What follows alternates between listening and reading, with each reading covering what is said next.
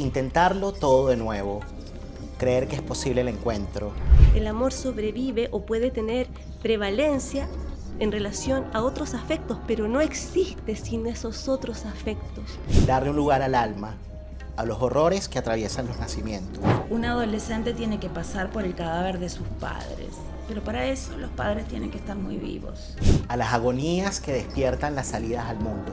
Y prefiero morirme antes que intentarlo todo de nuevo. O sea, que agote intentarlo todo de nuevo. Imagínate, dice, prefiero morirme, él va a tirar la toalla. Uno se olvida que tiene un cuerpo hasta que ese cuerpo duele.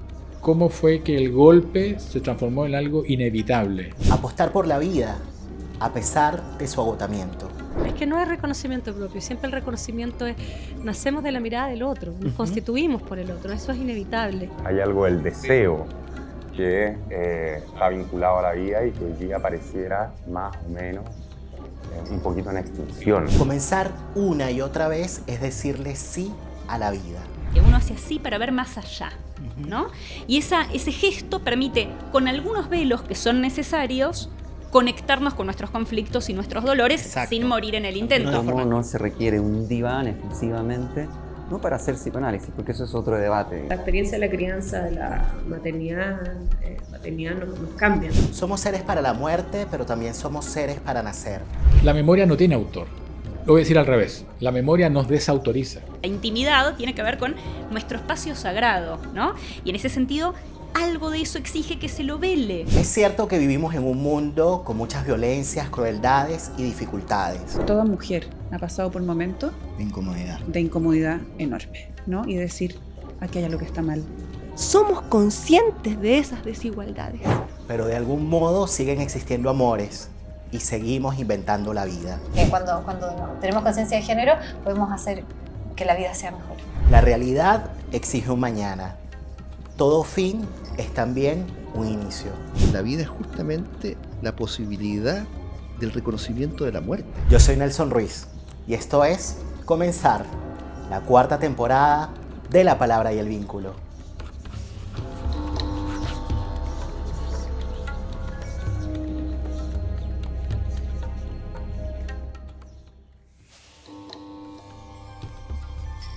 Desde los estudios de UNIC en Santiago de Chile damos la bienvenida al último episodio de la 4ª temporada de La Palabra y el Vínculo, que hoy cuenta con la visita del psicoanalista argentino Jorge Reiter y que también cuenta con la presencia del grupo musical Trova Santa. Pónganse cómodos que el episodio comienza de esta manera. Con el sur como norte llegaron los forasteros. No había timbre, solo cerrojo, pues de visita no viene el moro. Mientras usted agiliza la visa, no importa el hambre ni los trayectos. Apura el paso nomás, compadre, que atrasa al gringo que viene en medio. Llegó la diáspora en Trova Santa. No grita, canta y se quita el velo. Con el sur como norte llegaron los joroperos. Ya estos caminos fueron surcados por insurrectos contra un imperio. No es que incomode, venga con plata. Los más pardos y hasta usureros llegaron antes sin tanto atao. Pero es que hay límites, no es chiquero. Llegó la diáspora en Trova Santa. No grita, canta y se quita el velo.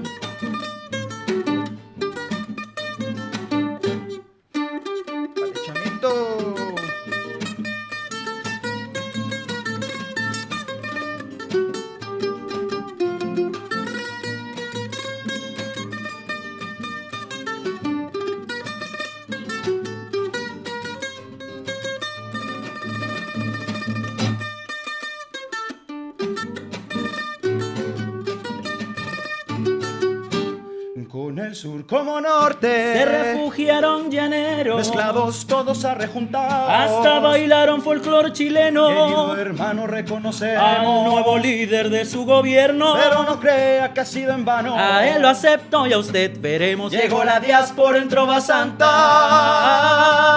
No grita, canta y se quita el velo. con el sur como norte. Trajeron la arepa al fuego, con Ruth vencido junto al haitiano. También peruanos y hasta el parcero. Traigan papeles de los que aguanten. O de su exilio se ocupa el resto. No se equivoque que el sur no es norte. Solo nos gusta y nos parecemos. Llegó la diáspora en Trova Santa. No grita, canta y se quita el velo.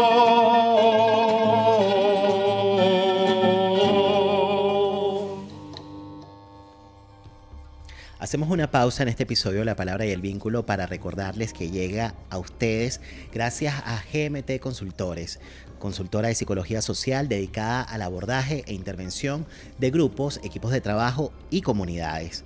Es grabada en Santiago de Chile desde Estudios UNIC, donde pueden hacer fotografías, videos, material publicitario, corporativos, entre otras cosas. Recuerden también que me pueden seguir en las redes sociales bajo el @La Palabra y el Vínculo, tanto en Facebook como en Instagram, donde estaré presentando material de interés relacionado con los servicios que ofrezco, como grupos de estudio, supervisiones, talleres, entre otras cosas.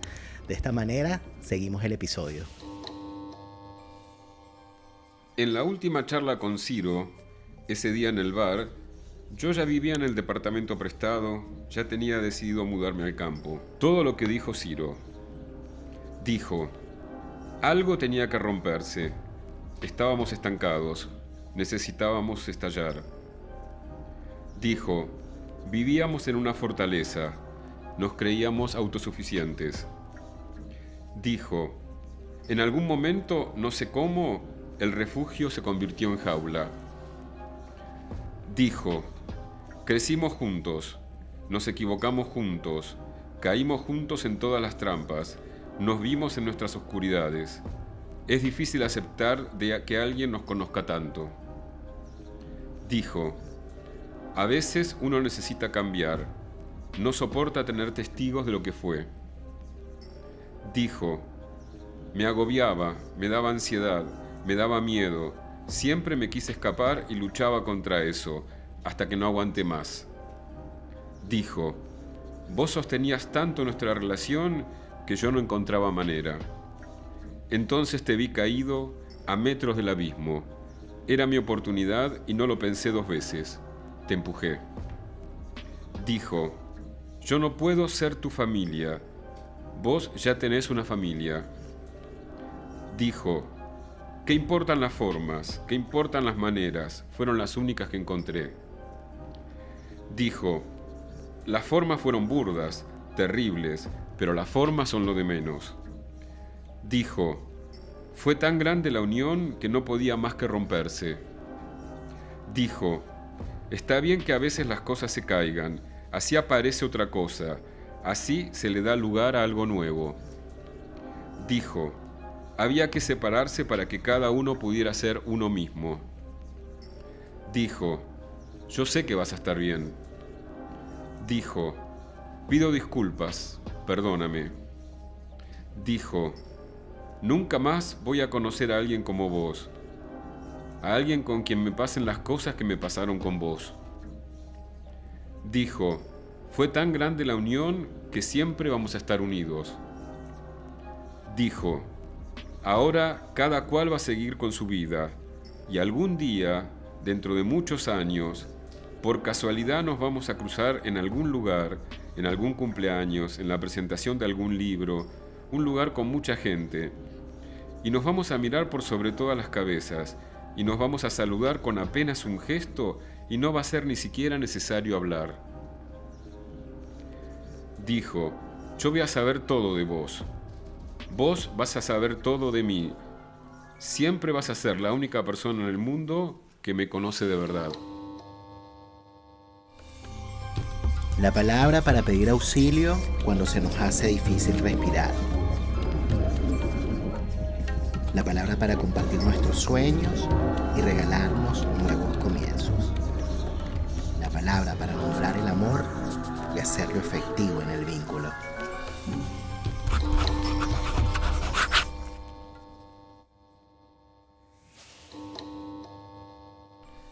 Bienvenido, Jorge Reiter, a La Palabra y el Vínculo. Muchísimas gracias. Feliz de estar acá en La Palabra y el Vínculo. This is a dream come true. O sea, un sueño hecho realidad. Un sueño hecho realidad, parece mentira. Lo hemos pensado, lo hemos soñado y ahora está sucediendo. Y está sucediendo, es increíble. Y bueno, mientras conversaba con Jorge fuera de las grabaciones, le decía que que parece tal cual como una cosa como surrealista. De hecho, la última vez que conversábamos, que fue por ahí en el año, me parece 2021, que por cierto les vamos a dejar acá arriba el episodio colgado de la última conversación que tuvimos con Jorge Reiter para La Palabra y el Vínculo, que el episodio se llamó La vida jamás es prolija. Exacto. Ese fue el título que elegimos, sí. Ese fue el título que elegimos y el episodio anterior se llamó Amar la vida y el movimiento, y ese episodio de alguna manera te preguntaba, no sé si es en ese o en La vida es prolija, en uno de los dos te preguntabas cuáles eran tus deseos para el siguiente año, porque lo grabamos para diciembre, y tú decías, sí, fue para el episodio de Amar la vida y el movimiento, que decías, bueno, que cuando termine la pandemia quiero viajar, quiero estar en Chile, y está pasando. Y está sucediendo, claro, mira tú, otra vez es a dream come true. Así es, ¿no? Es. ¿Cómo has estado, Jorge? No, muy feliz. Además me doy cuenta que los dos episodios, no me he dado cuenta de eso, que aparece la palabra vida. Y mira, justo cuando tú me pasaste a buscar por ese café donde estaba tomando un café con una especie de, algo que yo llamaría budín, pero que tiene otro nombre acá que no recuerdo, estaba hablando con un colega de una, ¿cómo se dice? Que era de parte de una escuela en la que yo estaba, en la que después me fui, que te conté. ¿Sí? Y decía que uno de los puntos en los que había como empezado a pensar de otro modo en el psicoanálisis es que digamos, ellos ponen mucho el acento en la pulsión como pulsión de muerte.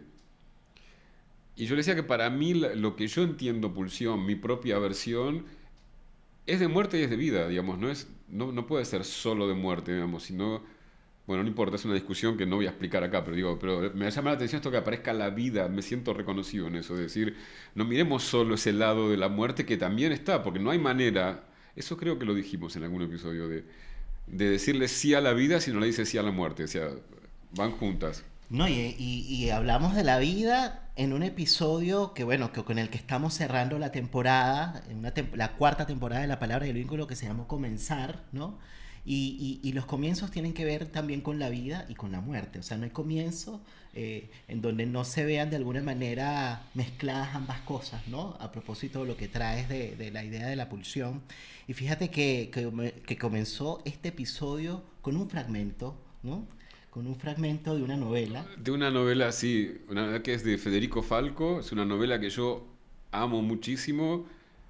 Es de los últimos libros que leí, es uno de los que más me impactó, o posiblemente el que más me impactó. También hay otra que no sé si tú conoces, que se llama Un beso de Dick, que es de Fernando Molano Vargas, un escritor colombiano, muerto hace mucho ya. En cambio, Federico, por suerte, está vivo. Y es una novela, bueno, que tiene mucho que ver con esto de los comienzos y...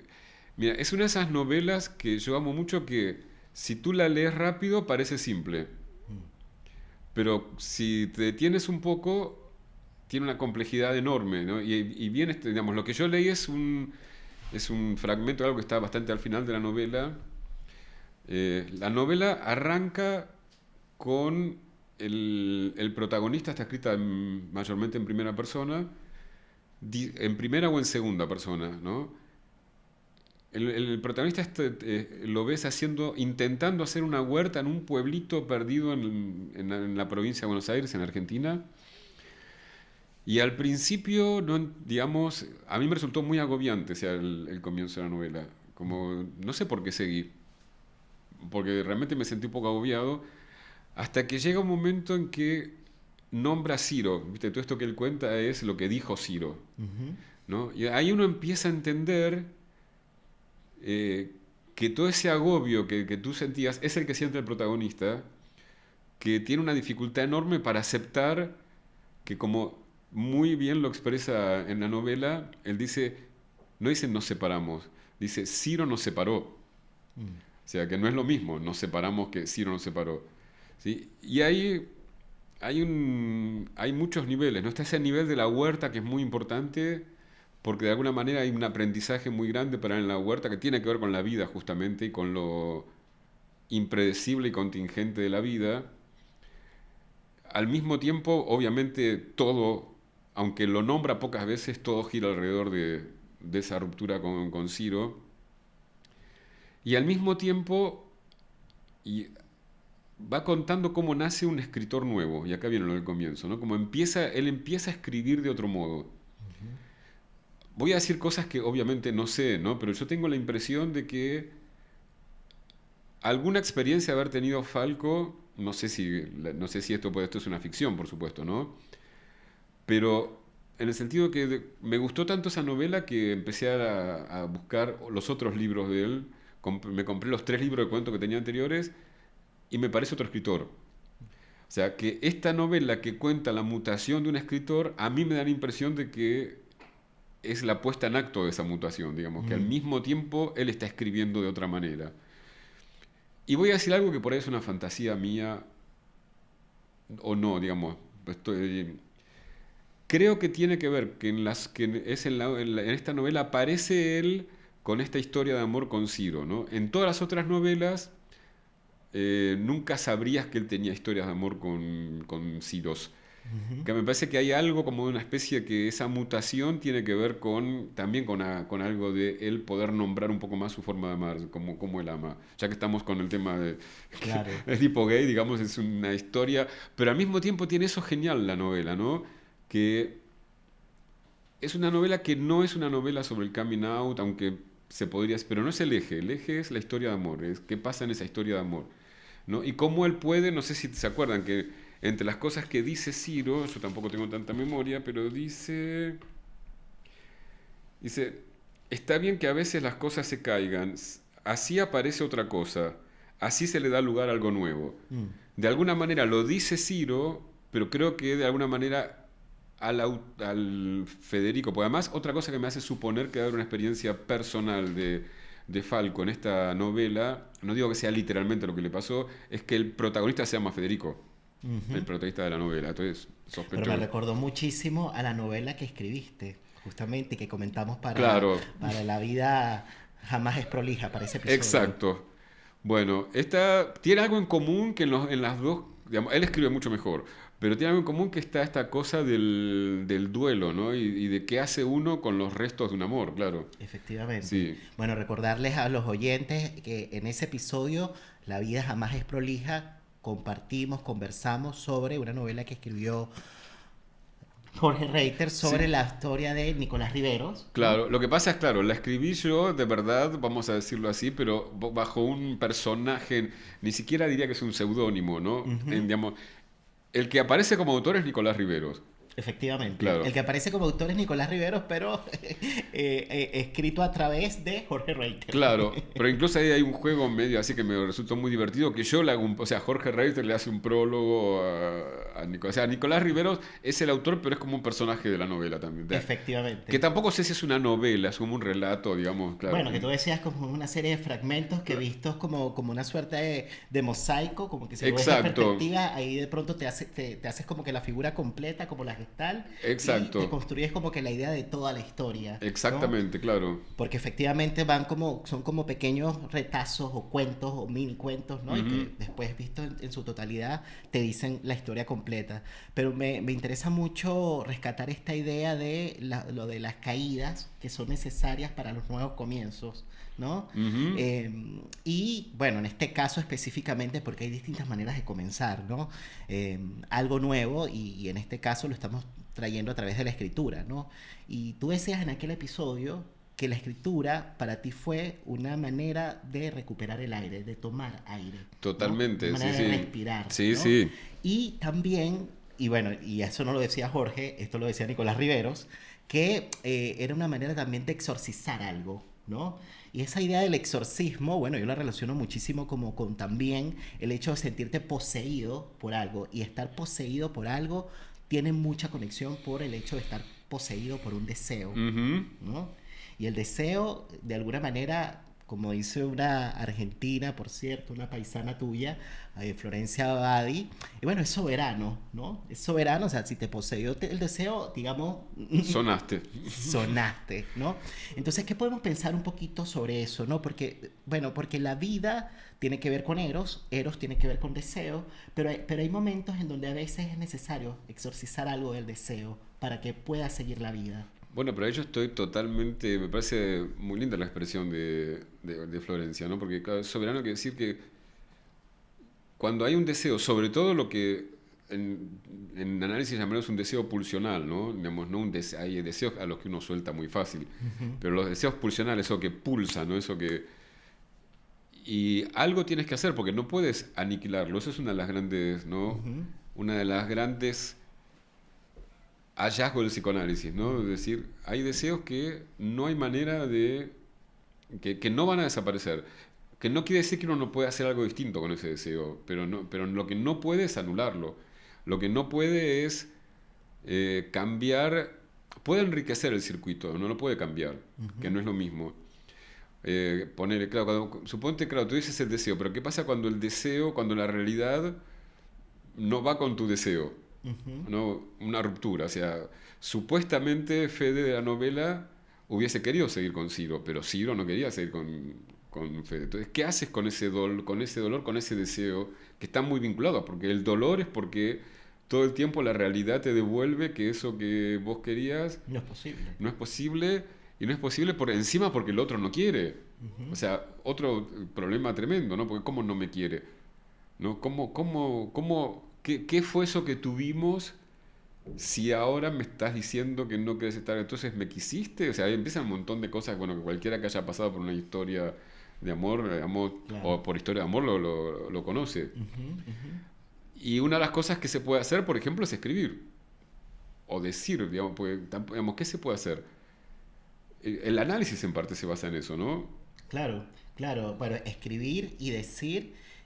yo también lo relaciono mucho con una palabra que aparece en tu libro, que por cierto, bueno, este episodio está saliendo al aire ahorita en Navidad, en estas fechas decembrinas, pero lo estamos grabando o fue grabado en el mes de octubre, a principios de octubre, con la visita de Jorge a propósito del lanzamiento de su libro. Aquí lo tenemos en la mesa, El Edipo Gay, lo voy a mostrar por acá para que lo vean las personas en YouTube. Este libro fue editado por Pólvora Editorial y fue publicado en Argentina en el 2018, fíjense. Y 5 años más tarde lo tenemos acá en Chile. Y bueno, y hacía referencia a este libro, ahí nos vamos a meter en detalle porque hay mucho por hablar a propósito del Edipo Gay. Pero la primera referencia que me vino a propósito de esto que decías de, bueno, lo que queda es decir, lo que queda es decir o escribir, ¿no? Y por ahí tú traías la idea de la enunciación, ¿no? Lo relaciono con la enunciación. Totalmente. ¿no? Y que, claro, a propósito de lo importante que es poder, ¿no? Como dar ese paso, ¿no? del sujeto del enunciado, como dirían los lacanianos, al sujeto de la enunciación, y que podamos de pronto, a partir de ahí, recuperar algo, ¿no? Bueno, no solo de la voz propia, sino también del afecto, de lo que a uno le pasa en un tiempo de una ruptura, por ejemplo, ¿no? Totalmente. Mira, hablando de enunciación, y claro, es decir, y es cómo decir, ¿no? Que esa es la preocupación, obviamente, de un escritor, ¿no? Es cómo digo. Fíjate, esa nota repetida, esa insistencia que hay en este fragmento que leí, es el dijo. Que es un enunciado. Claro, en cuanto a sentido, pero es un enunciado que yo creo que justamente transmite una enunciación, porque es que en cuanto a sentido no agrega nada. O sea, si vamos a decir qué son las cosas que dijo, podría haber dicho una vez dijo y mandar una enumeración. Yo creo que ese dijo, ahí está el dolor de él, ¿no? El dolor y el ir aceptando, digamos. Porque yo tengo esta hipótesis en esa novela que, digamos, la estoy recomendando, no sé si está publicada en Chile. Recordémosle a los autores, a los oyentes el nombre de la novela. Los Llanos, de Federico Falco, ¿no? Y creo que en esa insistencia, él va a aceptar, yo creo que él acepta algo hacia el final de la novela, o sea, el personaje va aceptando algo, que es que Ciro tenía razón. Que, digamos, que él no quería, que su no deseo de separación estaba basado en no querer saber un montón de cosas y en evitar un montón de cosas. En cierta manera, él estaba justamente, como dice Ciro, el refugio se volvió jaula. Es muy interesante para pensar, yo, de hecho escribí un trabajo sobre esta novela, ¿no? Que si bien, fíjate, mira qué paradoja, ¿no? No es una novela sobre el coming out, sobre la salida del closet, ¿no?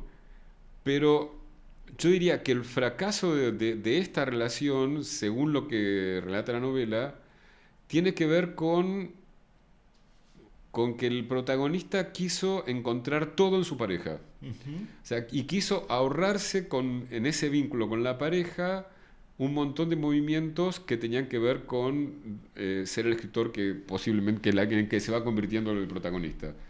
Entonces, como que de alguna manera, bueno, es que Ciro lo dice, ¿no? Digamos, yo no soy tu familia, vos tenés una familia. Él en ningún momento en la familia salía del closet, por ejemplo.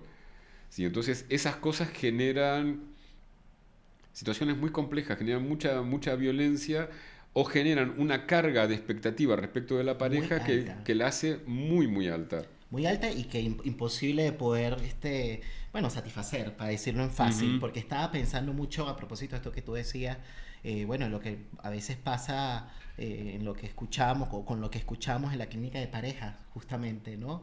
De cómo a propósito de que se espera mucho, ¿no? de la pareja, y se espera mucho a propósito de un amor voraz, ¿no? A propósito de un amor voraz que de alguna manera está conduciendo al sujeto hacia la insatisfacción, porque obviamente desde el amor voraz hay algo que nunca se va a poder colmar, ¿no? Es insatisfecho, ¿no? Entonces pensaba mucho en esto que decías de la importancia de ubicar otros modos de satisfacción más allá de la pareja también, ¿no? Pero también esto que decías, ¿no? Como lo duro, lo difícil que es aceptar la ruptura, la separación, el quiebre, y que luego después a posteriori, después de que te has recuperado, y que supongo que es a propósito de que ha habido un duelo, después entiendes que efectivamente era lo que tenía que ser, porque a lo mejor quizás estabas en el momento en el que te estabas resistiendo a la separación o a la pérdida, negando aspectos de ti que estaban ocurriendo o que estaban presentes en esa relación.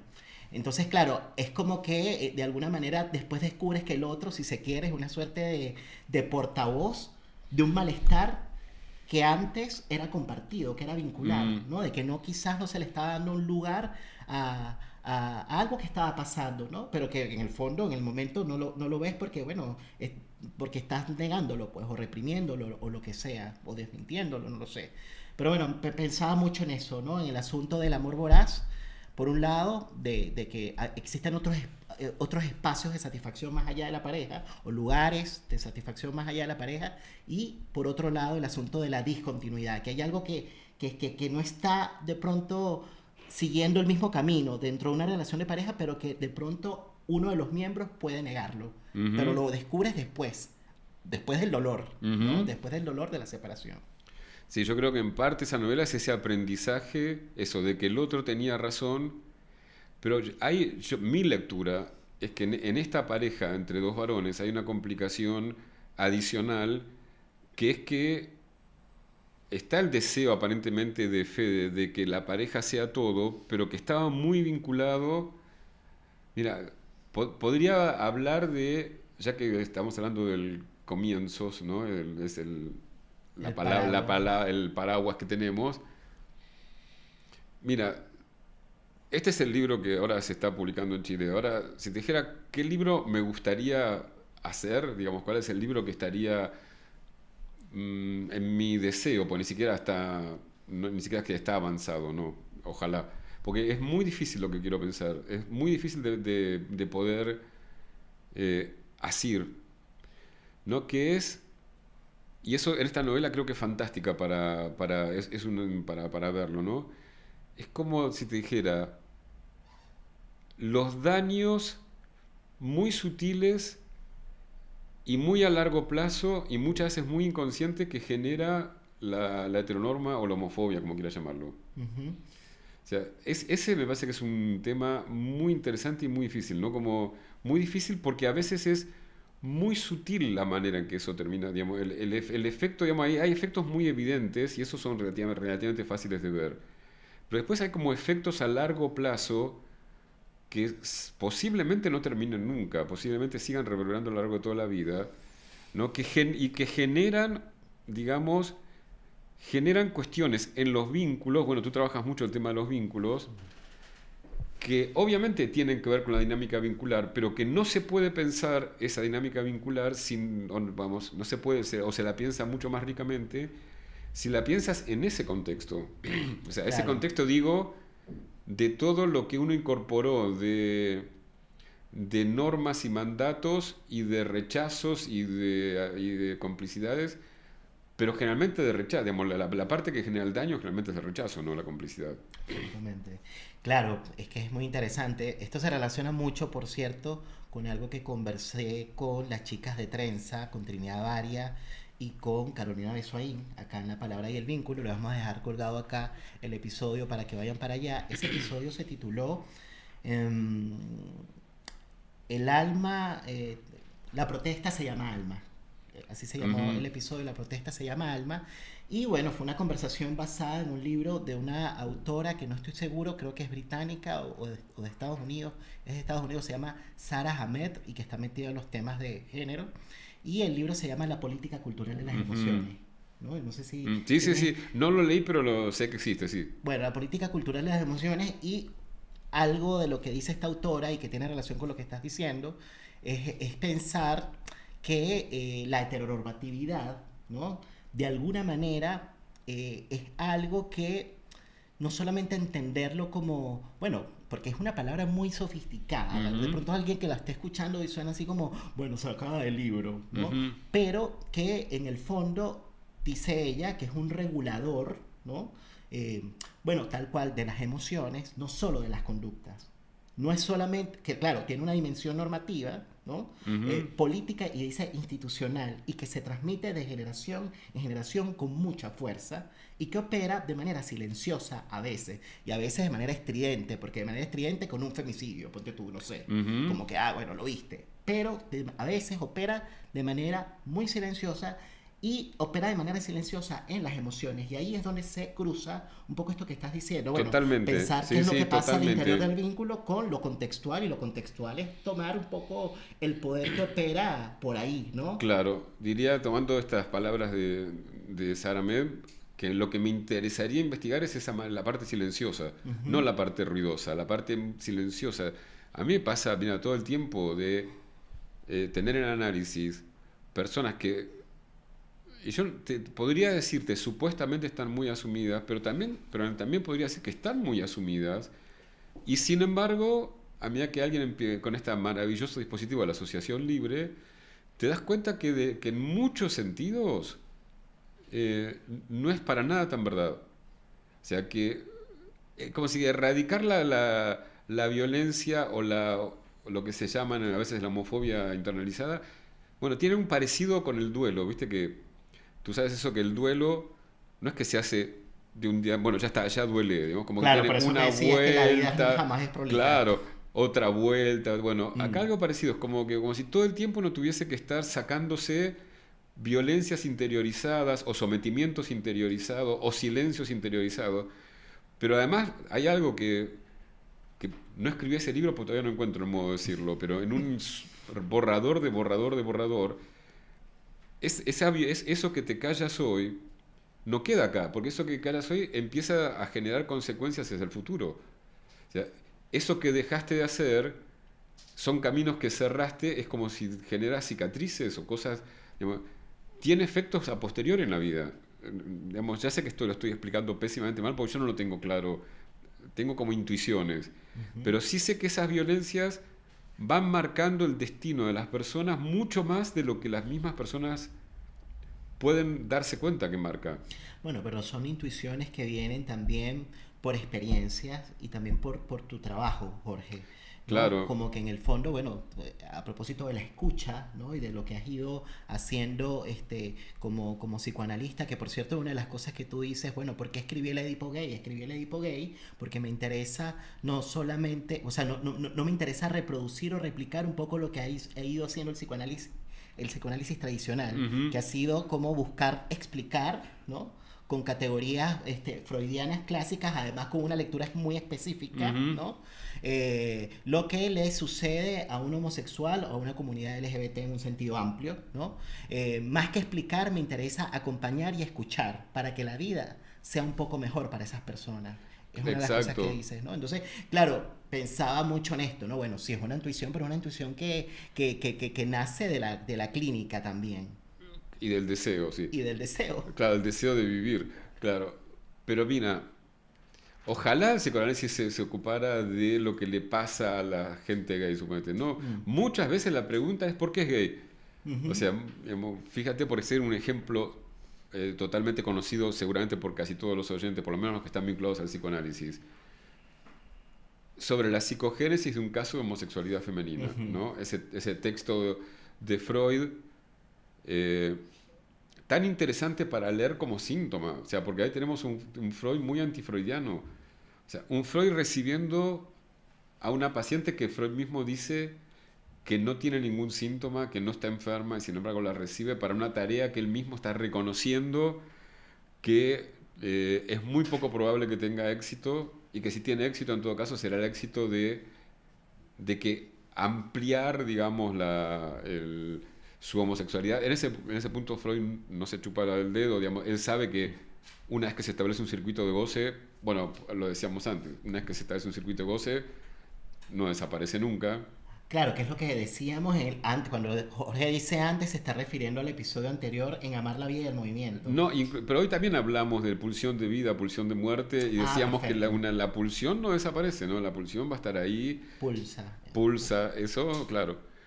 Por eso ves que vivimos en épocas que, como se dice, y lo entiendo, ¿no? Que en cierto sentido reivindican mucho la fluidez, que es la capacidad de cambio. Estamos totalmente de acuerdo, pero yo también diría, pero incluyamos también la fijación, ¿no? Porque, digamos, también está esto de que, como algo interesante de la fijación es lo que hace que no te puedan someter a cualquier dispositivo disciplinario, porque hay algo en ti que va a resistir a eso. Claro, el inconsciente no se puede domesticar. Exactamente. Sí, domesticar es la palabra. Pero, claro, un poco volviendo a esta idea de la manera que cada quien tiene de gozar, que es muy singular, efectivamente hay cosas que insisten, que pulsan, ¿no? Pero tú también mencionabas, al menos en aquel episodio, en Amar la vida y el movimiento, bueno, que sí, que se puede igual ampliar el repertorio deseante, a pesar de que existan marcas, o se pueden ampliar las prácticas sexuales. Claro, pero pasa que esas marcas son muy importantes para mí, o sea, en lo que yo veo, en lo que hablo, claro. Obviamente uno puede enriquecer mucho la vida, por suerte, porque además la pulsión no es que se realiza de un solo modo, hay distintos modos en que se puede llegar a satisfacción. Pero bueno, pero antes de olvidarme, ¿no? Volviendo sobre la psicogénesis de un caso de homosexualidad femenina, ¿a quién le importaba la psicogénesis? O sea, ¿a quién le...? Ni siquiera, a Freud. A Freud. Claro, o sea, Freud hace un caso en función de su interés. Pero si hubiese escuchado lo que le pasaba a Sidonie, como la conocemos ahora gracias a este reportaje que le hicieron, tampoco es su nombre, pero es el que ella eligió, así que lo vamos a respetar. Digamos, en todo caso, su problema era muy distinto. O sea, ahí Freud, digamos, no solo que toma una paciente que no tiene una demanda de análisis, sino que ni siquiera genera la posibilidad de una demanda de análisis, que hubiese sido escuchando cuál era el problema de ella, si había algún problema que ella pudiese llevar a análisis. Claro, como que pudo haber tenido la oportunidad, como decimos, de construir el motivo de consulta con ella, ¿no? De levantar una demanda distinta, por ejemplo. Claro, ver si por ahí ofreciendo escucha, a lo mejor encontraba, digamos, algo sí sintomático. Efectivamente. Bueno, y eso tiene que ver con la enunciación. ¿no? Totalmente claro. ¿no? Ahora, sabes que estábamos hablando acerca de lo difícil que es poder aceptar el término de algo. Estábamos hablando del término de una relación, ¿no? Y un poco como para linkearlo con este libro, ¿no? Y entrar en materia, porque bueno, hay varias cosas ahí, ¿no? Tú señalas lo siguiente en el Edipo gay. El Edipo que propongo pensar es más abarcativo que el que propone Freud, porque no se limita a la etapa fálica. Abarca todo el sutil tejido de deseos que se va creando desde incluso antes del nacimiento, ¿no? Vamos a detenernos un poquito en esta frase, en este pensamiento, ¿no? Y vamos a ir como por parte, porque hay muchas ideas allí, un poco para que los oyentes nos sigan, ¿no? ¿Por qué es importante volver a esta categoría hoy? ¿Por qué es importante volver a pensar el Edipo en el 2023? Un concepto que por cierto, obviamente, Freud tomó el tema de la mitología, ¿no? Del Edipo, como para pensar en el 1905, en su famosa obra de la sexualidad, en 3 ensayos. 3 ensayos, sí. 3 ensayos de una teoría sexual, ¿no? Bueno, ahí propone pensar el tema del Edipo, etcétera, pero ¿por qué volver a un concepto que se pensó en el 1905 en el año 2023? Bueno, la primera que te diría es porque uno escucha a algún analizante y todo el tiempo vuelven las cuestiones edípicas. O sea, mismo, ahí podríamos otra vez tomar, para hacerlo ilustrativo, el caso de Sidonie, ¿no? El conocido por el de la joven homosexual. Cuando Dora no se la conoce como la joven heterosexual, ¿no? Eso es importante, ¿no? Hay muchas puntas edípicas que sí se ponen a otra. Freud inventa ahí, fuerza, en mi opinión, una lectura del Edipo que es totalmente insostenible, donde ella habría tenido un Edipo según el normal, porque tenía este deseo de hijo, y entonces resulta que, bueno, tú sabes, cuando queda embarazada la madre, ahí se habría hecho homosexual, a partir de... Totalmente contradictorio el texto, porque a partir de... En el texto mismo de Freud dice que ya le gustaban las mujeres antes, o sea, es muy contradictorio. Entonces, ¿por qué mantener esta noción? Pero también podemos ver, es obvio que ella va, ¿por qué va a análisis? ¿Por qué acepta ir a un análisis sin una demanda? Sidonie, por amor al padre. O sea, obviamente el amor al padre pesaba tanto para ella como para meterlo en algo que a ella la aburría profundamente y no le encontraba ningún sentido. Pero ahí, tironeada entre el amor al padre y el sometimiento al padre, digamos, todo eso es edípico.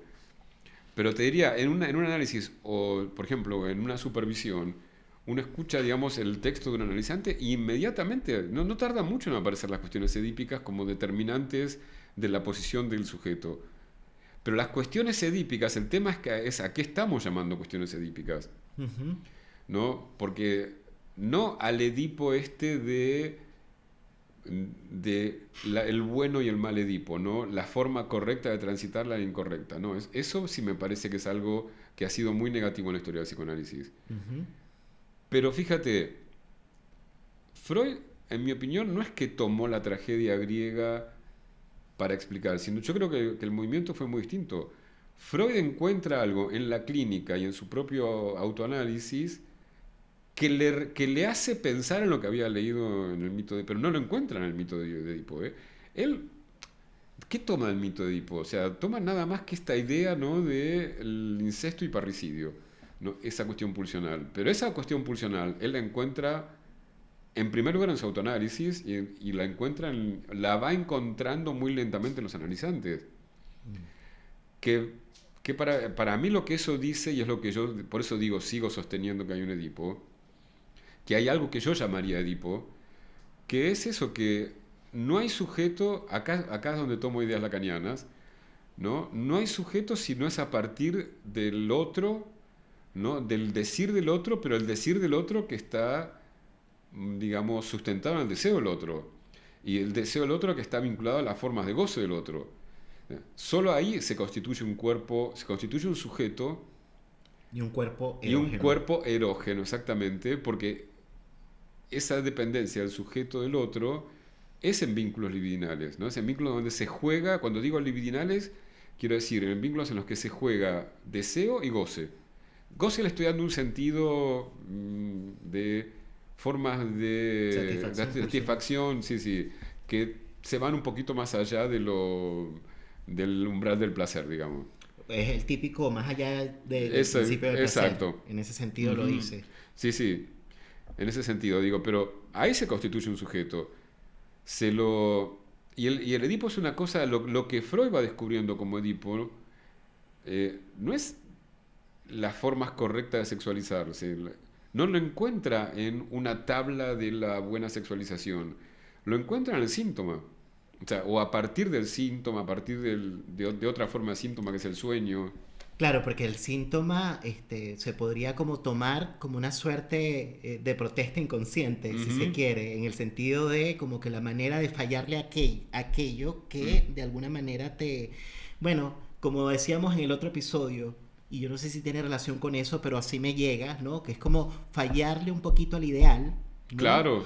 Y de alguna manera ir creando tu propia educación sentimental. Claro, tal cual. ¿No? Tal cual. A propósito de la historia de Nicolás Riveros. Claro, pero esa educación sentimental que vas creando, y acá viene lo que yo seguiría llamando edípico, es a partir de esas marcas originarias que tienen que ver con quiénes han sido tus cuidadores primarios. O sea, necesitamos, que es un poco lo que decías también en el libro, ¿no? Como que no hay manera de que eso no esté.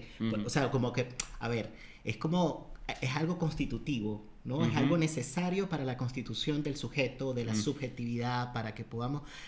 Yo lo digo como en simple, es como tener una suerte no solamente de personas que nos acobijen, ¿no? Del desamparo, por ejemplo, pero también como de alguna manera tener una suerte de materia prima, algo con qué partir, si se quiere. Exacto, algo con qué partir que te parte a su vez, en el sentido que te produce como sujeto dividido, lo cual está perfecto, digamos, el vínculo con la sexualidad es dividido. ¿Viste? A veces hay cierta idea naturalista de la sexualidad, ¿no? Donde lo sexual tendría que ser algo libre y natural en ese sentido casi de cotidiano.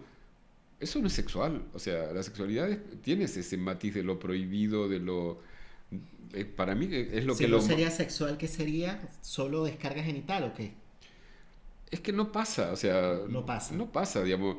Por más que lo quieras naturalizar, no, porque ahí ya para mí esto que estoy tratando de pensar ahora, el que para mí mejor lo pensó o a mí más me sirvió como lo pensó es Bataille. O sea, que seguro que Bataille lo trabaja de otros autores, digamos, el que para mí se constituyó en ese referente es Bataille, ¿no? Que es la humanización del hombre es a partir de un punto esencial, es dejar afuera, digamos, sí, en cierto sentido, dejar afuera la sexualidad. ¿Viste? No sé si tú leíste El erotismo de Bataille. No.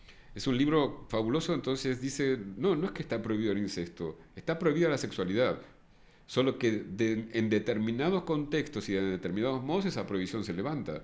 O sea, él lo llama transgresión, creo, lo traducen como transgresión, ¿no? Una transgresión, pero no una transgresión contingente o por crímenes, es algo que se prohíbe, pero que con determinadas condiciones se permite transgredir. Y si quiere una versión muchísimo más light, pero muy divertida y para mí es brillante, hay un video de un grupo de humoristas en Argentina que se llama Cualca, no sé si los conoces, que se llama algo así como Un mundo donde el sexo no fuera tabú. Entonces, hacen eso, te muestran un mundo donde el sexo no es tabú y es la mejor manera, te digo, es la manera más divertida de entender que está muy bien que sea tabú el sexo. Bueno, hubo una conversación que tuviste con Matías Tabil, por cierto, le mandamos saludos a Matías desde acá. Saludos, Mati. Sí, bueno, Matías Tabil, creador del canal de Asociación Libre, lo pueden seguir por allá, aunque seguramente ya lo están siguiendo, un nombre tremendo. Muy probable. Es muy probable.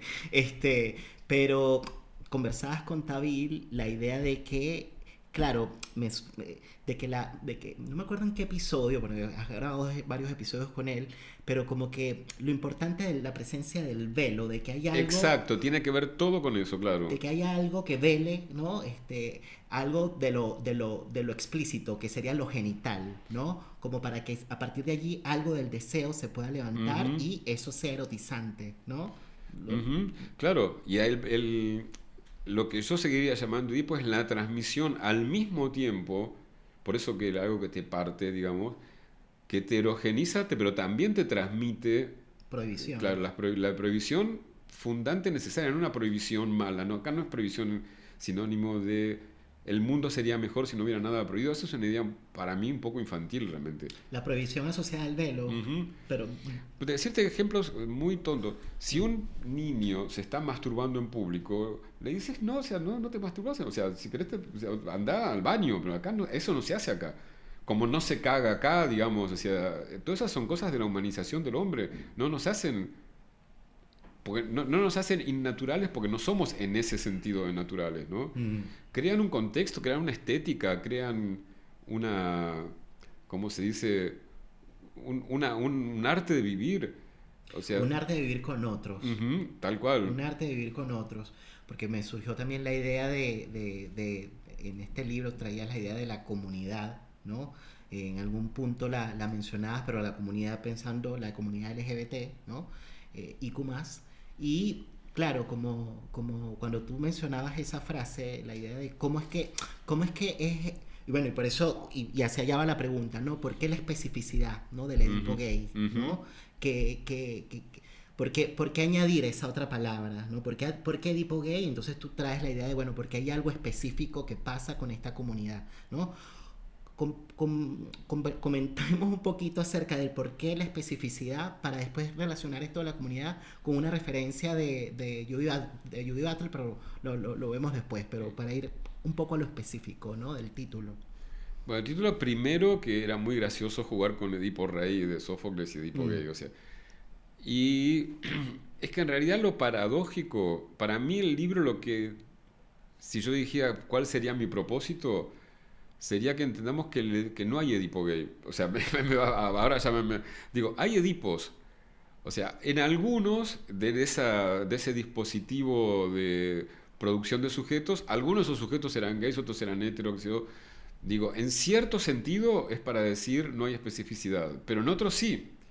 En otros sí, porque digo, mientras pensemos que, digamos, que lo natural es la heterosexualidad o que ese es el Edipo positivo, mientras pensemos así, hace falta señalar esto de Edipo gay en el sentido de que pensemos qué nos está haciendo pensar, que nos explique por qué nunca se le hubiese ocurrido a Freud de llamar a Dora la joven heterosexual, ¿no? Sobre el análisis fragmentario de una joven heterosexual. ¿Por qué no surge esa idea? ¿Por qué nos parece rara y no nos parece raro que diga sobre la psicogénesis un caso de homosexualidad femenina, ¿no? Que hay otra diferencia grande, ¿no? Dora, yo creo que al menos durante un tiempo, a pesar de que las dos vienen traídas por el padre, ¿no? Tanto Dora como la joven homosexual vienen traídas por el padre, en los dos casos Freud medio como que hace una negociación en que acepto tu demanda, pero hasta ahí, porque no voy a ponerme, no voy a ponerme al servicio de tu demanda, ¿sí? Pero dentro de todo, Dora creo que sí, durante un tiempo llega a ser una transferencia con Freud y hay un síntoma, o sea, Dora la pasa mal por algo, lo que Freud llamaría un conflicto psíquico. En cambio, hasta donde sabemos, porque justamente no hubo una escucha que permitiera saber si había algo más, que posiblemente sí, pero no lo sabemos, Sidonie no sufría por ningún conflicto psíquico, sufría porque no le estaban dejando vivir con libertad su historia de amor con esta mujer, con la que ella no tenía ningún conflicto con esa historia. Lo que tenía conflicto era desde la sociedad hasta el padre, hasta Freud, poniéndole obstáculos. O sea, Freud no sé si poniéndole obstáculos, pero aceptando esta demanda de veamos si la pueden encauzar hacia la heterosexualidad. Bueno, hasta que llegó un punto que dijo que no hay forma, pues eso no va a pasar. Claro, pero hasta que dijo pasaron 4 meses, sí. Claro, la idea de complejo, tú decías que lo hace complejo es como que un entramado de asuntos, ¿no? Porque es un nudo del que convergen muchas cuerdas, personajes, deseos, cuerpos, temores, expectativas, amores, rivalidades, culpa, odio, bueno, tantas cosas, ¿no? Y que el complejo de Edipo además también es una tarea, ¿no? A todo humano le queda, digamos, de alguna forma, digamos, la misión de dominarlo. Y eso yo no sé si es del todo posible siempre, y de hecho parece que no, y esa es como que la tarea, esa es la apuesta, ¿no? Porque si no caerá en neurosis. No se resuelve del todo alcanzando la madurez genital heterosexual. Esto lo traía Freud, y esto es un poco tu crítica, ¿no? Claro, incluso la palabra dominarlo creo que la tomo de Freud, no sé si es la que yo hubiese elegido, ¿no? Pero algo hay que hacer con eso. Algo hay que hacer con eso, digamos, y sí hay una tarea que señala Freud que sí creo que estoy de acuerdo con Freud que esa es una tarea, que es sacarse de encima la autoridad de los padres. Digamos, eso puede no pasar. O sea, lo que puedes hacer es transferir la autoridad de los padres a otras instancias, ¿no? Ujú. O mantenerla en los padres, ¿no? Pero quiere decir que sí, claro, otra de las cosas que plantea el Edipo es cómo dejar de ser hijo. O sea, no hay otra manera que arrancar que como de hijo, si vamos a llamar hijo a eso, ¿no? A este sujeto producido por el deseo de quienes lo gestaron y lo criaron, ¿sí? Pero en algún momento se va a plantear esta cuestión: ¿vas a ser soberano o vas a seguir siendo hijo siempre? Y eso es un acto, o son varios actos, digamos, lo podemos resumir en un acto, pero realmente no es un solo acto, ¿no? Es de ir quedándote solo. Claro, pero hay veces... Solo que no quiere decir que no sea sociable, digo, solo de lo que representan esas figuras generalmente para el niño, que son como la garantía de muchas cosas, ¿no? De la seguridad, del sentido. O por lo menos de tener un lugar en el otro, aunque sean esos otros, estas personas primarias, la familia, ¿no? Porque quizás pensando la cosa como identitaria, ¿no? De partida, no necesariamente, digamos, para que un hijo sea hijo, tiene que haber algo filial que esté operando allí, ¿no? Porque hay veces que puedes de pronto ser, venir de otro, pero no necesariamente es hijo, ¿no? Tiene que haber algo ahí filiatorio que esté operando, ¿no? Y hay una cosa como simbólica también, ¿no? Pero estaba pensando que, a propósito de la idea de la comunidad, y ahí la voy a retomar, ¿no? Que, claro, que para poder de alguna manera hacer algo con el Edipo, ¿no? Algo, digamos, de la gaycidad, utilizabas esa palabra, gaycidad o gaysicidad. Gaycidad, yo digo. De la gaycidad tiene que tener lugar. Y si tiene lugar, entonces en ese sentido, digamos, el sujeto ha podido desmarcarse un poquito de ese rol de hijo y de pronto quizás le da un lugar a algo de sí, ¿no? Al adulto, en algún punto, ¿no? Pero pensaba que hay veces que no necesariamente, se le logra dar un lugar a aquello, ¿no? A la gaycidad, no tanto por un... Bueno, y ahí me vas a decir si es que también tiene que ver con el Edipo. A ver. No tanto por un tema de lo difícil que sea para ese hijo de pronto desmarcarse, ¿no? De ese lugar de hijo respecto de los padres, sino también por lo que le pueda estar también pasando, ¿no? A ese sujeto con respecto a la propia comunidad, ¿no? Entonces, en relación a, bueno, ahí entra el tema de los vínculos, de los códigos, de las también políticas culturales que operan al interior de la comunidad misma, ¿no? Entonces, claro, pensaba en esa tensión, ¿no? Familia, sociedad, ¿no? Y también un poco en las condiciones, ¿no? De posibilidad que permiten que esa gaycidad tenga lugar, ¿no? Y bueno, y que tanto eso está atravesado por el Edipo, me imagino que sí, pero sí es que también hay otras cosas, ¿no? No sé si eso también se responde o se puede pensar a propósito de las últimas referencias que señalas en tu libro hacia el final, cuando propones pensar un psicoanálisis queer, ¿no? Y pensar más allá del Edipo, ¿no? Mira, claro, uno recibe esas marcas, ¿no? Uno, más si recibe, uno es fundado en esas marcas. Creo que una de las maneras que uno podría decir que cuál es la tarea que plantea el Edipo es, bueno, ahora, ¿qué hago con estas marcas? ¿Qué juego hago con estas marcas? ¿Cómo me las apropio de un modo distinto que de hijo, ¿no? ¿Cómo gozo estas marcas en la vida? Claro, y ahí, supongo cuando hablo de la gaycidad me refiero, si las marcas de deseo tienen que ver con esa forma de amor, digamos, ¿cómo lograr construir una potencialidad de vida a partir de esas marcas? Ahora, obviamente el Edipo no está solo, digamos, porque durante la mayor parte de la historia de Occidente era posible hacer cosas súper restringidas con esas marcas. Digo, cuando hablamos suponete de coming out, de salida de closet, esto es posible hace 3 minutos en términos de historia.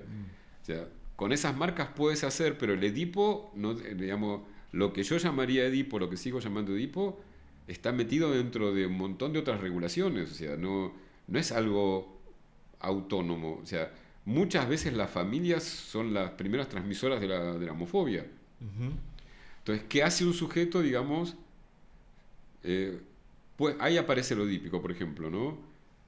Si es cierto que dejar de ser hijo siempre tiene algo de traición. O sea, hay algo que cualquier vida se funda en traiciones.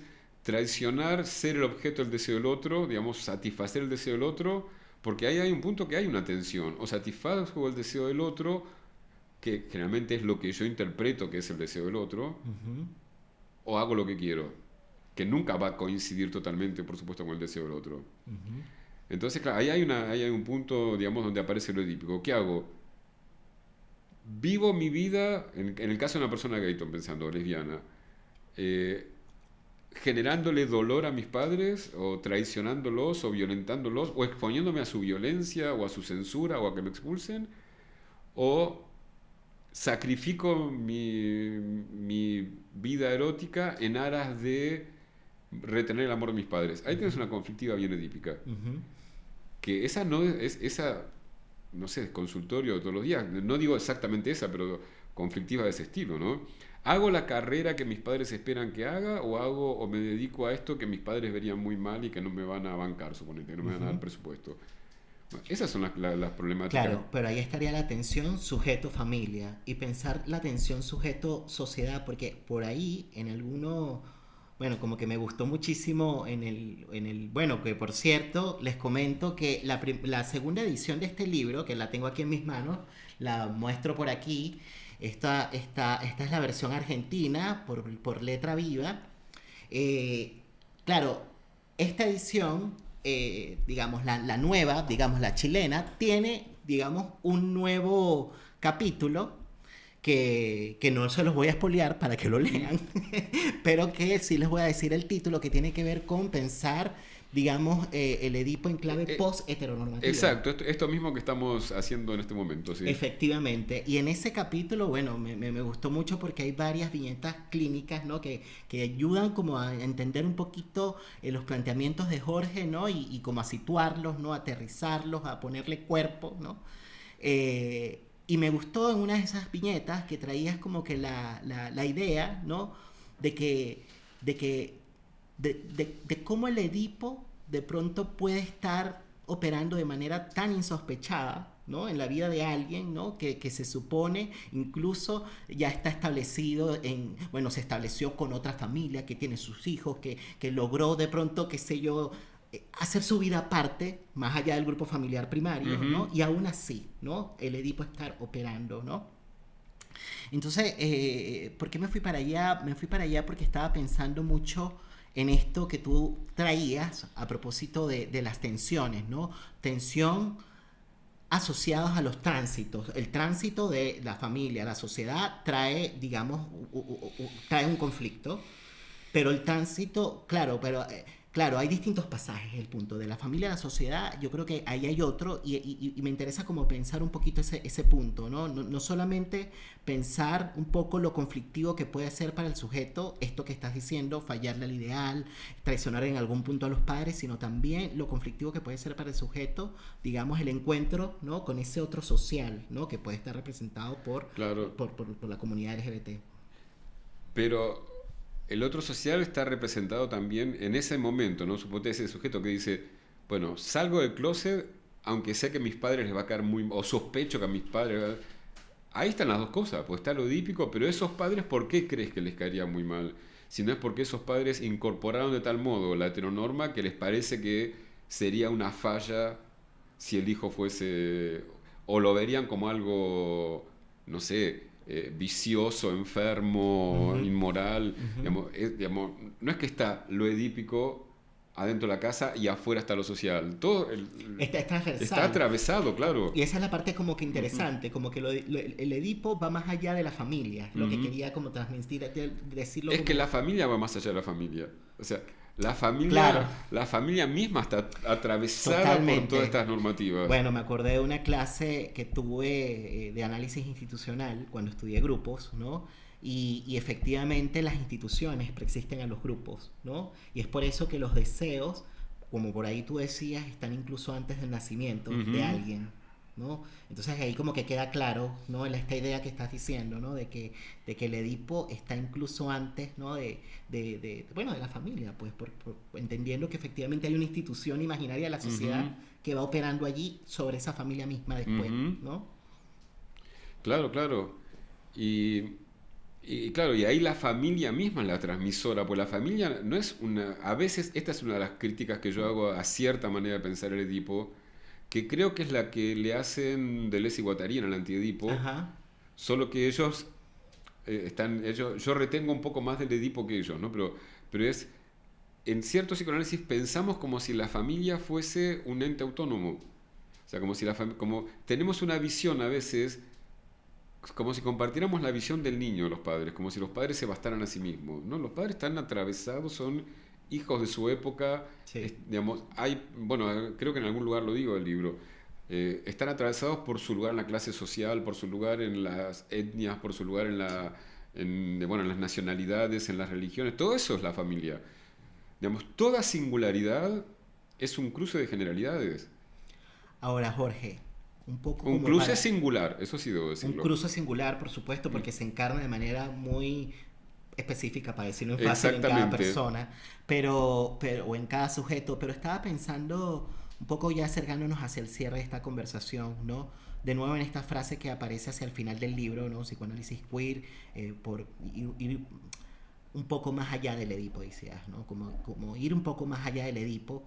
Y estas chicas de Trenza, del colectivo Trenza, es un colectivo chileno, ¿no? Que se dedica a los cruces. Sí, una vez hablé con unas chicas de ellas. Cruces entre psicoanálisis y estudios de género.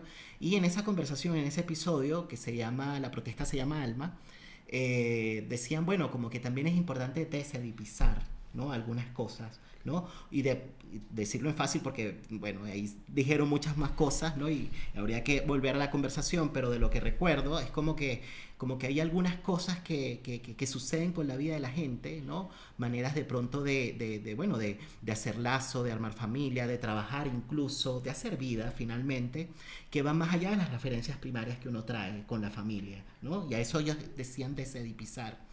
Pero quizá, para pensarlo quizás de otra manera, como quizás pensando de pronto en los oyentes en un sentido amplio, pero también en los oyentes que escuchan el podcast, que muchos de ellos son del mundo psicoanalítico, de la psicología, que hay veces que de pronto se cuestiona, ¿no? O se critica este concepto, ¿no? Porque se dice que, bueno, que suele ser muy determinista, como que si todo se puede pensar desde allí, ¿no? Claro, obviamente no, digamos, cuando yo hablo de Edipo, nunca tendría una visión determinista de nada, tampoco creo que todo se pueda pensar desde nada, no se puede pensar desde la clase social, no se puede pensar, la idea de que algo puede ser pensado todo ya me parece una idea bastante equivocada, o sea, una idea con la que no simpatizaría yo, pero es un elemento muy importante, para mí en lo que yo, ni siquiera que es un prejuicio, un postulado abstracto, lo escucho todo el tiempo. Me acuerdo que creo que en ese mismo capítulo que tú citaste, doy un ejemplo muy fácil para ver a qué yo llamo, uno de los aspectos de a qué yo llamo Edipo es que es muy común, no digo, como todas estas cosas siempre hay excepciones, pero es muy común que la salida del closet más difícil para alguien sea con los padres. O sea, es la experiencia más común. ¿Habrá alguien que le fue fácil? Seguro, porque todo es muy, digamos, siempre hay, pero sí. Yo no universalizo, pero sí generalizo, porque si no generalizo no puedo pensar. Digo, o a veces está al revés, están los que primero pueden salir de con los padres y después empiezan a salir. Pero siempre quedan como aparte los padres. O sea, lo que me parece, lo que no estaría de acuerdo es pensar que la relación con las personas con las que nos constituimos como sujeto van a ser una relación más, o tal vez sí lleguen a ser una relación más en el mundo, pero en las inscripciones que quedan no son una relación más. O sea, el padre o la madre o los padres o las madres de las que estoy hablando, finalmente en lo que atañe al trabajo analítico tiene mucho más que ver con lo que de eso se inscribió que con la persona que está en el mundo. Muchas veces digamos, la gente se sorprende, digamos, que la respuesta de los padres, de las madres, de las figuras primarias fue muy distinta a la que imaginaban. O sea, como que había una imaginarización que era lo que era eficaz, que era muy distinta que la respuesta real de la persona. Ahora, un poco para conectar de nuevo, retomar de nuevo la palabra comenzar, ¿dónde estaría el comienzo? Pensando un poquito de nuevo en el tema del complejo de Edipo, ¿no? cómo relacionar, digamos, la tarea, esa tarea de la que hablábamos, ¿no? Que tú decías, bueno, no sé si sea dominar la palabra, que es de Freud, pero hay algo que hay que hacer con eso, ¿no? Con el Edipo, justamente para tener un porvenir, ¿no? Y poder enunciarse como sujeto conforme a su deseo, pero un deseo que no es sin otros, por cierto, ¿no? Porque efectivamente el deseo empieza a circular es a propósito del encuentro con otros que efectivamente de alguna manera, bueno, respondan a tus circuitos pulsionales. Suena así como muy rimbombante, pero a tu manera de gozar la vida, ¿no? Y de gozar de tu sexualidad. A lo que te gusta, claro. A lo que te gusta. Entonces estaba pensando de nuevo en Salah Ahmed. Y a lo que Ahmed, te excita, ¿no? Que eso no es solo que te guste. A lo que te gusta, a lo que te excite, claro. Entonces estaba pensando de nuevo en Salah Ahmed y ella decía, bueno, que los placeres, darle un lugar a los placeres, que es como decir, darle un lugar a la gaycidad, ¿no? Si eres gay, si no, exacto, la forma que tome, claro. Efectivamente. No es sin un otro, ¿no? No es sin un otro, evidentemente. No, obvio. Nada, en realidad es que nada del sujeto es sin otro. No es sin un otro, y entonces, claro, ella decía que en un mismo movimiento en el que se le da lugar al placer, también se le está dando lugar a la posibilidad de que se pueda, de alguna manera, crear condiciones para que el mundo sea un poquito más confortable. Utilizaba esa palabra ella, ¿no? Y que un mundo sea más confortable significa, decía ella, que los cuerpos se hundan en el mundo. Es decir, que el mundo resulte un poquito acogedor, que uno encuentre un lugar en el mundo, asidero en el mundo. Pero eso depende, y por eso es que ella decía, bueno, darle un lugar al placer también es una apuesta política, decía ella, ¿no? Totalmente. No es solamente un asunto individual, ¿no? Se convierte al mismo tiempo en una lucha colectiva en algún punto, ¿no? Bueno, todo esto para relacionar la idea de lo que se tendría que hacer, la tarea, con la idea de los comienzos, ¿no? Cómo conectar una cosa con la otra a propósito de que este fue el tema, ¿no? De esta temporada, ¿no? Y por cierto, una de las frases, o no sé si eslogan, era como que tipo, todo fin es un inicio también, ¿no? Entonces, y también que tiene que ver con ese fragmento que nos compartiste, ¿no? Entonces, bueno, hay una serie de ideas un poco como para conectarlo con el tema del comienzo. Mira, lo que se me ocurre ahora decir es, siempre está todo ya comenzado y uno, digamos, se mete en una historia que ya empezó siempre en el comienzo. El comienzo de uno es sobre algo que ya comenzó. O sea, parte del encanto y la dificultad de la vida es que, y eso se repite en varias experiencias de la vida, ¿no? Que uno tiene que entrar en algo que ya existe, ¿no? Digamos, entrar en el Edipo, que es entrar, tus padres no nacieron junto contigo, o sea, tú tienes que meterte en una historia que ya viene cargada de cosas lindas, cosas feas, cosas que, digamos, que podrás, pero ya el inicio, digamos, el inicio nunca es del todo un inicio, ¿no? O también es como una especie de agarrar el tren en movimiento, como siempre agarramos el tren en movimiento. O sea, el ¿no? inicio no es del todo nuevo. Claro, qué sé yo, tú te metes en una, por ejemplo, empiezas a tomar clases en la facultad.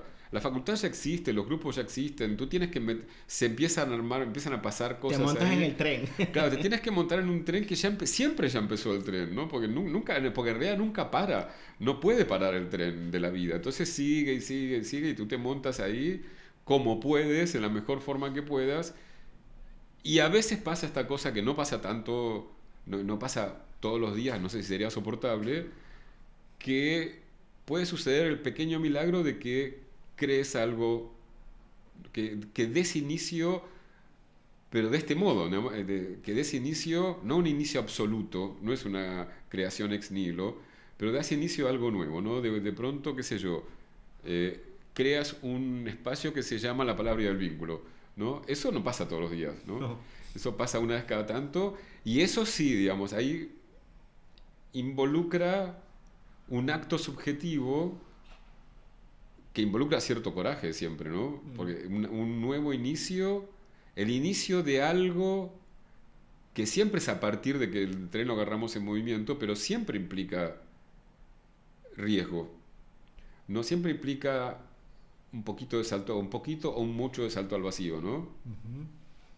Bueno, mientras decías esto de montarse en un tren, ¿no? Que está en movimiento, de nuevo la frase amar la vida y el movimiento, ¿no?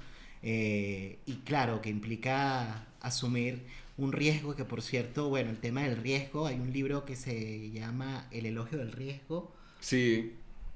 No, el nombre es muy largo, es un nombre francés largo, sí. El elogio del riesgo de Andrew Furmandel. Ahí está. Que lo comentamos acá en el primer episodio de la 4ª temporada de La Palabra y el Vínculo, lo vamos a dejar acá colgado, se llama Intentarlo Todo de Nuevo, fue con Manuel Agüero, y claro, decíamos la importancia, ¿no?, de asumir los riesgos para poder de alguna manera darle un lugar a algo nuevo, ¿no?, que del todo no es completamente nuevo porque uno se inserta en algo que ya estaba en movimiento también, ¿no? Claro. Un poco a propósito de lo que tú decías. Pero bueno, para pasar allí no solamente pensaba en lo de asumir el riesgo, sino también salirse de un lugar estático, y lo estático lo relacionaba con lo mortífero, que también me pareció esa idea al principio, ¿no? Claro. Sí, el repetirse igual a sí mismo, el querer repetirse igual a sí mismo. Querer repetirse a sí mismo, y también un poco volviendo a la idea de la vida jamás es prolija en claro, ese y episodio. repetirse, yo diría, igual a sí mismo, porque tal vez hay algo tuyo que se repita.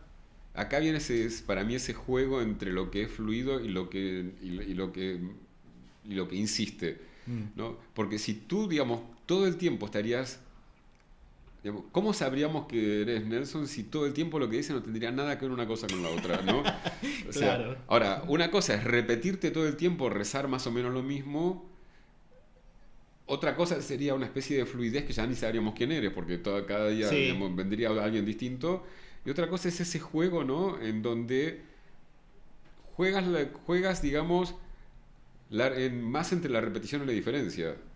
O sea, qué sé yo, un autor, digamos, literario, por decir un ejemplo fácil. Por ahí tú compras un libro nuevo y reconoces que es ese autor. No es que dices, ¿cómo esta persona escribió esto que no tiene nada? Digamos, hay algo, o un músico, ¿no? Tú escuchas una música y dices, este debe ser tal. Y no conocías esa canción, pero hay algo en esa canción nueva, esa canción que fue un comienzo de otra cosa, que a su vez te hace identificarla como de ese autor. Sí. ¿No? Ahí voy a ese juego, ¿no? Entonces, esa es nueva, pero es nueva en el estilo, pero está en el estilo de él. Hay algo en el estilo que tal vez vaya cambiando con el tiempo, pero aún cuando cambia el estilo con el tiempo, lo reconoces. Hay ciertos rasgos, ciertos giros que hacen que no sé si podría haber alguien. Bueno, mira, tengo una amiga que, ¿te acuerdas que te dije que traje un montón de libros? Sí, que escribió un libro sobre Joyce, que yo he leído muy poco. Posiblemente Joyce tenga esa cosa de escribir en muchos estilos muy distintos, por lo que me cuenta ella. Pero aún así, ese sería el estilo de Joyce. Exacto. Claro, ese sería el estilo de Joyce. Claro, como que justamente hay algo identificable en eso, ¿no? Que la hace Joyce, ¿no? Claro. Igual debiera decirlo ella, ¿no? Y no yo, pero... Efectivamente, efectivamente. Pero quiero decirte, claro, que en ese comienzo no todo empieza. Si empezara todo el tiempo, ni se podría hablar. O sea, y qué agotador también sería. No, yo no lo soportaría. Es insoportable. Imagínate. Bueno, Jorge, vamos ahora sí a despedir, a cerrar este programa, este episodio, muy contento. Muchas gracias por la invitación, ha sido una maravilla. Agradecido contigo porque en realidad... Bueno, tuviste un viaje relámpago acá en Santiago, y que hayas dispuesto de unas horas para estar en el podcast La Palabra y el Vínculo, bueno, para mí es muy significativo, así que muchísimas gracias. Pero para mí es una felicidad, así que todos contentos. Todos contentos. ¿Sabes qué? Antes de irnos, la última pregunta. Yo te hice esta pregunta en el primer episodio que grabamos juntos allá. Ay, a ver qué digo hoy. Sí, vamos a ver qué, porque a propósito de la vida y el movimiento, bueno, viene el 2024. Y te quería preguntar por tus deseos para el 2024. Mira, he entrado en la etapa de los amores felices. O sea, seguir viviendo los amores felices y seguir viajando con eso, y que la gente que yo quiero esté bien, ya con eso estoy feliz. Bueno, casi nada. Ya poquito, voy con poquito. Le pido mucho a la vida. Muchísimas No, gracias, gracias, Jorge. gracias a ti. Y muchísimas gracias a las personas que Por nos favor, están sí, que tuvieron la acompañando. paciencia de esperar. Sí, ¿no? sí. Y este episodio sigue, así que síganos acompañando acá en el episodio final de la 4ª temporada de La Palabra y el Vínculo. Y nos estamos viendo pronto, muy pronto, esperemos en el 2024. Muchísimas gracias y chao. Está bien que las cosas se caigan. De esa manera aparece algo nuevo. Las caídas son necesarias para los comienzos. Todo inicio implica un riesgo. No solo supone asumir el coraje de subirse a un tren que está en movimiento, sino de romper el silencio, de darle lugar a algo de sí, a una verdad, a un anhelo, a un deseo. Para Jorge Reiter, lo que silenciamos hoy tiene consecuencias el día de mañana. El silenciamiento es una forma de violencia que marca el destino de las personas. Esta temporada se llamó Comenzar.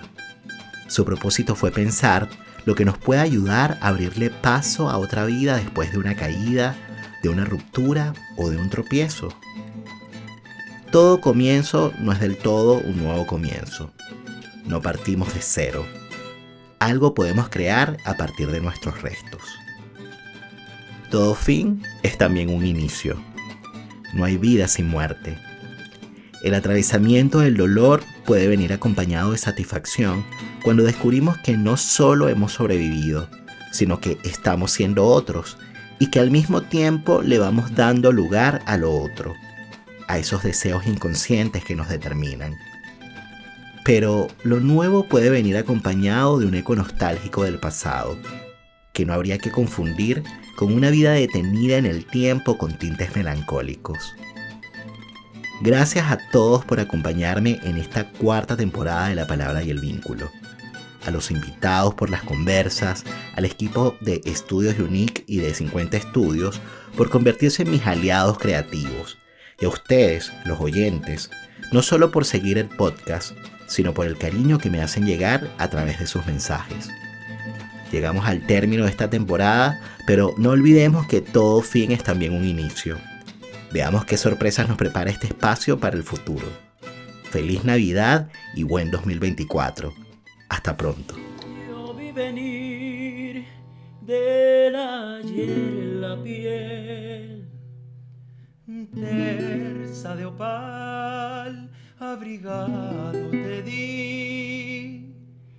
Canta desde el cielo alado al clavel, un alirrojo en su vuelo de abril. Noches de gélida lluvia pasé, bajo el verdor de botones moré. Dime, clavel, si es que acaso el ocaso te hizo emigrar del vergel.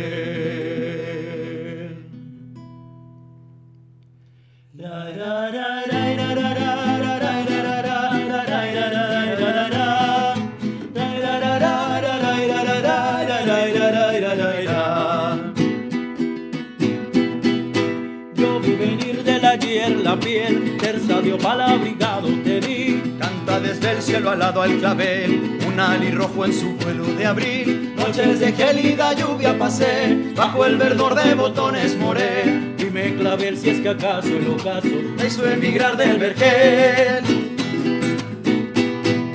Vuela zarzal por valles y campos, vuela que el tiempo encorva tu encanto. Vive entre el sueño del solo vencer, mientras yo muero también.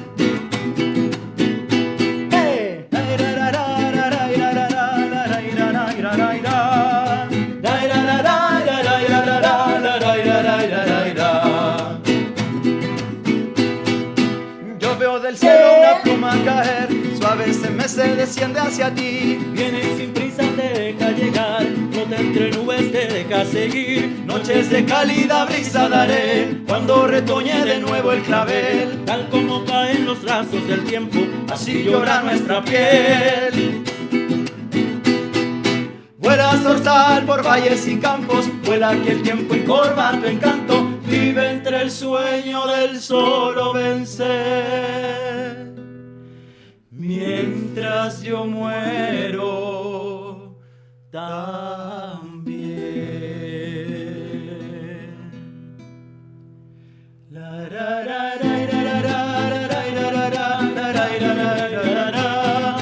Vive entre el sueño del solo vencer, mientras yo muero también. Vive entre el sueño del solo vencer, mientras yo muero también.